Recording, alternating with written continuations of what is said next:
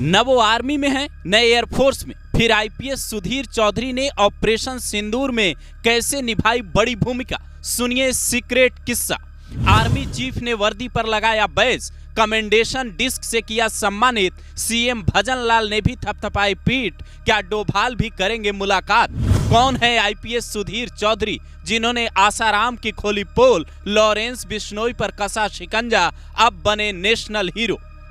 ये हैं आईपीएस सुधीर चौधरी जो राजस्थान के जैसलमेर जिले के एसपी हैं। ये army chief general Upendra Dwivedi से हाथ मिलाते हैं। आर्मी चीफ इनके सीने पर एक बैज भी लगाते हैं जो कमेंडेशन डिस्क का सम्मान है, जिसकी पुष्टि भजन लाल शर्मा के ट्विटर पोस्ट से होती है, जो लिखते हैं सुधीर चौधरी को हार्दिक बधाई और शुभकामनाएं। जिसके बाद कई लोग ये पूछने लगे कि पाकिस्तान के बॉर्डर से लगने वाले जिले के एसपी साहब ने ऐसा क्या किया जो आर्मी चीफ इन्हें सम्मान देने पहुंच गए। ऑपरेशन सिंदूर में सबसे बड़ी भूमिका तो आर्मी और एयरफोर्स की रही, फिर एसपी साहब की वीरता की कहानी क्या है? तो इसे जानने के लिए इनके बारे में समझना होगा। कौन है आईपीएस सुधीर चौधरी? राजस्थान के सीकर जिले के रहने वाले सुधीर ने आईआईटी रुड़की से बीटेक की पढ़ाई की है। साल 2012 में मिलिट्री इंजीनियरिंग सर्विस में सेलेक्ट हुए। साल 2013 में आईएफएस चुने गए, लेकिन सपना आईपीएस का था,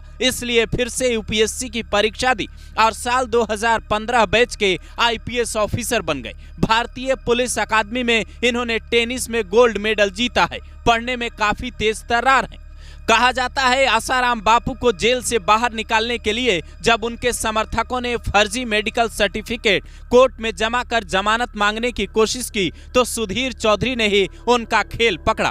यहां तक कि साल 2023 में जब सलमान खान को लॉरेंस गैंग की ओर से धमकी दी गई तो जोधपुर से इन्होंने 2 आरोपियों को पकड़ा जो लॉरेंस ग्रुप से जुड़े थे। इनके काम करने का स्टाइल ऐसा है कि आरोपी चाहे कितना भी शातिर हो, ये इनके शिकंजे से बच नहीं पाता। उदयपुर में जब एक दर्जी कन्हैया लाल के साथ बड़ी वारदात हुई तो उस वक्त आईपीएस सुधीर चौधरी ने कुछ ही घंटे के भीतर आरोपियों को गिरफ्तार कर पूरी कुंडली खोल दी थी, जिसके बाद वहां के डीजीपी ने भी इन्हें सम्मानित किया था। अब आप सोच रहे होंगे कि इतने तेज तर्रार अधिकारी ने ऑपरेशन सिंदूर में कौन सी बड़ी भूमिका निभाई, तो उनके 3 बड़े काम भी जान लीजिए।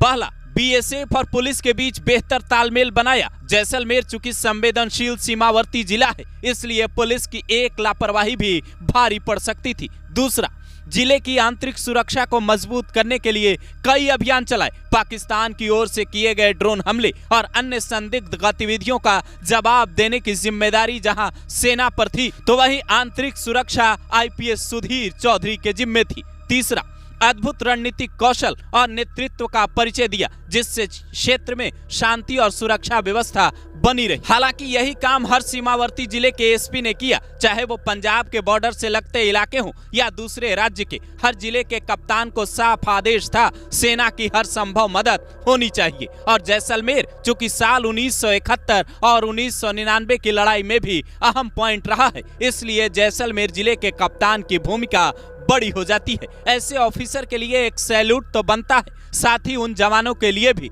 जिन्होंने आंतरिक सुरक्षा की जिम्मेदारी इतनी शानदार तरीके से निभाई कि बॉर्डर पर जवानों ने निश्चिंत होकर दुश्मनों को मुंहतोड़ जवाब दिया।